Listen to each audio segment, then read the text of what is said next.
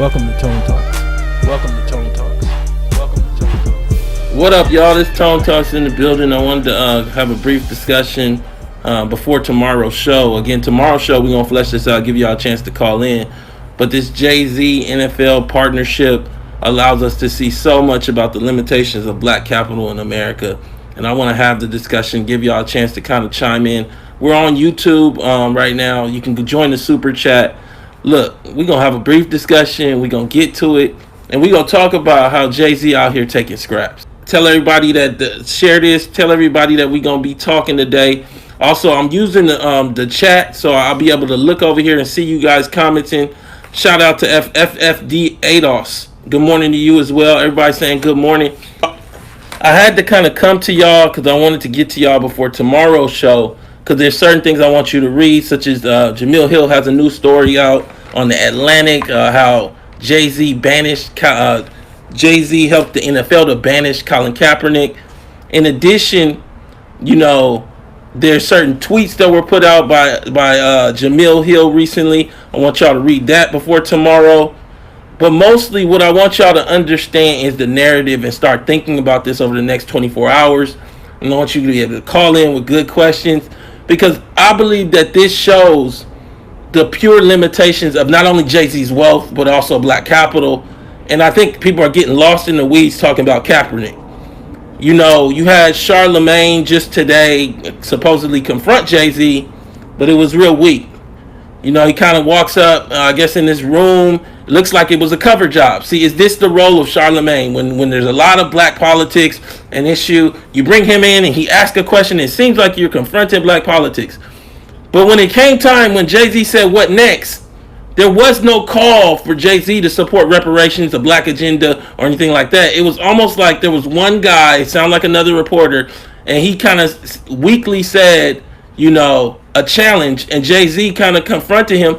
You got to go in there all out, with no regard for whether they care or not, no regard whether you hurt somebody's feelings, but everybody in the room was trying to keep their job. You can listen to the Charlemagne interview. It's on TMZ. It's also on my Twitter.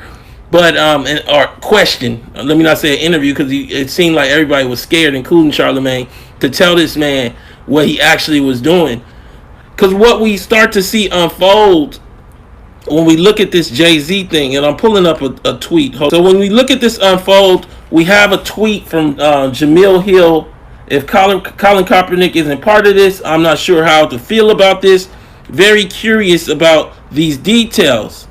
Eric Reed, who kneeled with Kaepernick, said he is not, to make it clear. And what you also see, this whole thing where effectively Nisa, I don't know who this person is, says, wow, so this partnership deal started a long time ago. This isn't just like yesterday. What appears to have happened, just to be clear, and this was actually brought up by Jamil Hill, who said Robert Kraft is a longtime friend of Trump and donates to his campaign.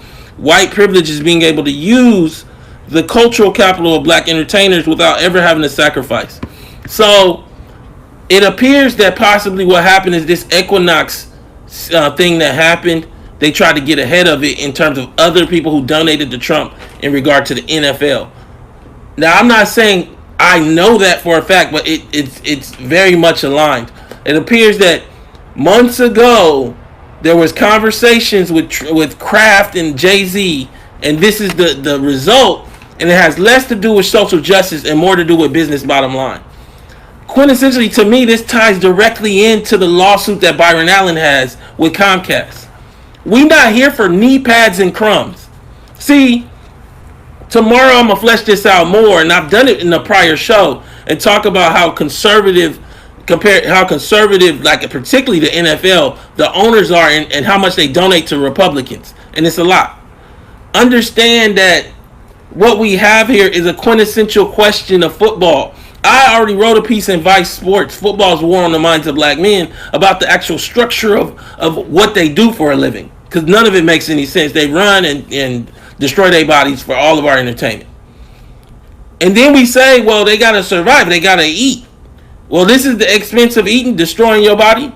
And why can't we eat doing regular business? But we come back to the reason we can't see this is because they cloak it in Jay-Z and make it seem like it's not just cool, make it seem like it's not just an access avenue for wealth, They make it seem like it's okay. This is the game that Jay-Z has played for corporate wealth all throughout his career, whether you know it or not. From the rapping to the Ace of Spades to the Uber to the NFL to the Brooklyn Nets, that is Jay-Z's role. He is not a businessman. What he actually is the cover for businessman. So what you see is that Jay-Z performs a functional role of making black folks think it's okay to do whatever they're doing. Let's talk about it for a second. 10% of this man's wealth when it came out a month ago was Uber. All I heard was that makes him a great business guy and a great... What we find out, what we're able to ascertain is that Uber, and I'll let you read the article yourself. I'll pull it up so you can read it on your own before tomorrow, is that Uber is nothing more than a payday loan against your car. It is a payday loan against the depreciation in your car. So you count the maintenance, you count the gas, but what you don't count is the depreciation of the car itself. But if you add that in, the cost of you pulling out that depreciation is basically a processing fee of driving people around. I'll let you think about that. But that's Jay-Z. He was sold that. See, they didn't give him that interest in Uber just to be giving him that interest in Uber. They didn't have to sell it to him. They gave it to him so he could validate Uber for the rest of people. America. Black America. ADOS. They did the same thing with Beyonce. She performed at a concert and they gave her stock in Uber instead. You think they did that because they wanted to do that or that she was smart or something? No, they did that to make y'all think it's okay to drive Uber. And here we are. They done just stole from a whole bunch of Americans because that's what it is. So we look at the Ace of Spades. Cheap liquor, cheap grapes. I'm going to pull that article up so you can look at it. I'm going to do a final version even of this video where I drop articles in so you can see it. You look at it's basically cheap table grapes. The only thing that makes it worth more than that is black folks believe in Jay-Z. So we have this magical belief in Jay-Z, and that's why black folks are struggling, and that's why black folks don't get what black business should look like versus what it is. What black business should be doing is bringing lawsuits to the Supreme Court, such as Byron Allen Entertainment Studios is doing, that challenge the boundaries of laws that are on the books for the sentence of slaves. Nobody in the room with Jay-Z, with Charlemagne. I don't even know about this night school guy y'all keep bringing up. But nobody in the room knew to tell Jay-Z, well, what you need to do is write a supportive brief for Byron Allen because he's suing over the Charter Comcast lawsuit using slave laws. It would have shut the room down. That's why you don't bring Tone Talks in the room. Because I grabbed the dude by his jacket. Man, y'all don't understand. Like I said, when I met Dre, I don't ask for money. I don't got no weak question. I give you the new Jim Crow and read it to you. I give you Tavis Smiley accountable. If you tell me you don't read and give it to you on disc, ask. Ask what I did. I'm telling you like this. When I tell you about the Byron Allen lawsuit, it's because I talked to him this week. It's because the reality is that the NAACP, the Urban League, have decided that they ain't gonna write no briefs. We a month away and they ain't out. Everybody on the take, everybody taking a little money, and the role of everybody is to keep black folks from understanding we don't own nothing and that these people are oppressive. So you have a league built on destroying black bodies. At the same time, black folks don't have no wealth. Ain't nobody said nothing about reparations, but we sitting up laughing with Roger Goodell. None of this makes any sense.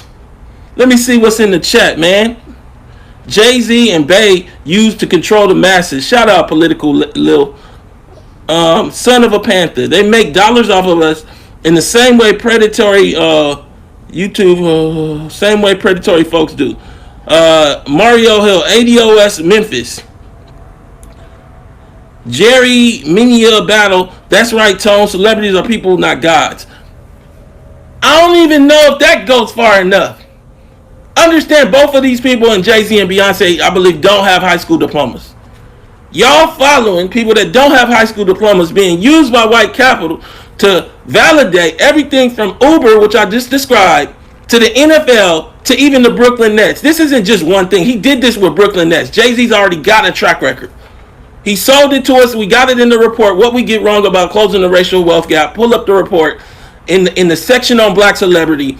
They had to come up with a whole rule called the Jay-Z rule in terms of NBA ownership, where you can't have 100 owners and then one of them be black, so you can run them around and sit them on the court side and make it look like blacks have ownership. We're not doing that no more. That's what Comcast did with Revolt and Aspire. Them people don't really own no large share of the company. They own enough to be the face people, where they run around and sit down and make it seem like black people own things. See, the problem with not owning it is you don't own the message. See, fundamentally, we come back to Kaepernick. I did an article in the Griot maybe about two or 3 years ago. I did a couple articles. I did another one on Newsmax, and what I said is that Cap may never play football again. I said essentially, Cap, when you kneel, you no longer are like Captain America with the shield. Now you're Cap, the black political figure.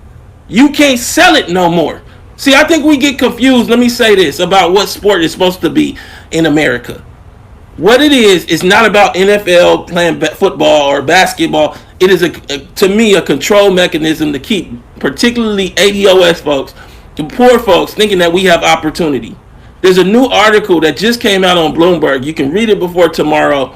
I'll pull it up in the final version. And what it shows is that essentially you no longer can become rich unless your parents are rich in America. See, that's when I show you Jay-Z from Marcy Projects and he's doing this and he's been around so long, it makes it seem like everybody has a chance. But what this article says is what I've been telling you, that now America has locked up. And even then, that was like some fluke where the Capitol decided to just give him something just to keep the rest of us calm. But they're not even doing that no more. There's no more rap dreams. There's none of that. Understand this. Fundamentally, we are at a pivot point. What this Jay-Z NFL partnership and his response shows is that you have people whose role in capital is not ownership. Their role is basically to create and be a cover. A cover for the fact that they don't plan on sharing any of that capital with us. Now, that's particularly true for all Americans, but for ADOS, we built the country. We've said it before, none of these celebrities have come out in support of a reparations package that black Americans, ADOS Americans, are owed by America. They haven't said anything. But you know how to come out when the NFL needs you. There was a fear that there would be blowback if they found out that many of these NFL owners have donated to Trump. Because they received massive tax cuts. It was in their interest to have Trump in office, whatever they say or don't say in public. The Equinox guy just said it actually. If we found out, what will be the blowback? Well, we found out that Jay-Z is being used as a cover. Let's give that same blowback to the NFL and to Jay-Z. I want to say this. I wanted to come to y'all real briefly. We got almost 1,000 people at this early hour in the chat. It's 9 a.m. on the West Coast. Let's read another one. Portland girl. The mockery of using Jay-Z as some sort of black leader. You right. G&G star. They get richer and we ADOS stay poor. Let's read another one. Joe from D.C. It's gotten too hard to strike it rich in America. That's the name of the article in Bloomberg. It's gotten too hard to strike it rich in America. Another one is let me read. Poker Princess. Black capital is desperate. Blast Freed. Tell him, Tone, it's all chess. In my zone. Yahoo just released an article called 400-year anniversary of American slavery in America. This is where we're at. ADOS is here now. We got a gate up. What I feel needs to happen now is y'all got to go let the NFL know. Y'all got to let everybody, Jay-Z know, Charlemagne, that we not going for it no more. I still stand by the fact that we need to challenge we have something tangible to do in the next month. NAACP, Urban League, we need briefs. I want to read the briefs. I want to see what they say about this Civil Rights Act of 1866 that was supposed to make sure that descendants of American slavery were able to do business and contracting because they knew white companies and the government controlled by these white people would not do business with black people. Does Jay-Z even know that this rule exists or this law? That's the question that should have been asked in this room. When he said, what's next? That's what he says. Listen to the TMZ video. Somebody in the room needed to say, have you heard about Civil Rights Act 1866? But nobody want to make Jay-Z, the guy that didn't graduate from high school, seem like he not that smart. So everybody in there, all the little girls, you can hear them writing their little pencils and everything else. Tone would have went in. Y'all know that. Bar none. Ho can call me now and I'm going in. I'm saying this to you because I don't care if it's Dre, Jay-Z, Byron Allen, Oprah. We got to be willing to risk it all because we ain't got nothing anyway. I just wanted to come to y'all because what we have right now is everybody not coming to y'all. Everybody talking about Kaepernick. And don't get me wrong, I commend Kaepernick for kneeling. Kaepernick lived a good life, had a great little white family, whatever. Don't get me wrong, I commend Kaepernick for kneeling. Kaepernick sued the NFL and then took a settlement, then pushed it to the end. At the end of the day, Kaepernick is still just trying to play football. What we here for is the reality behind why our black people, why Eric Gardner had to be selling cigarillos instead of owning the liquor store or owning a store without liquor in it in his community, that he don't have to smoke cigarillos in the front. The guy that's in the liquor store should be selling the cigarillos. We built this place. I wanted to have that discussion because I just want y'all to start thinking before tomorrow. Because when you call in, I want y'all to have good questions. This conversation is being had today. Jay-Z got problems today. Tell him he can come over to Dash, but if he come over to Dash, he better read up on Civil Rights Act 1866. This is Tone Talks. I appreciate you guys tuning in. Please go to tonetalks.org to subscribe or donate. Share this video because we're going to be having a discussion that needs to be had all across the internet.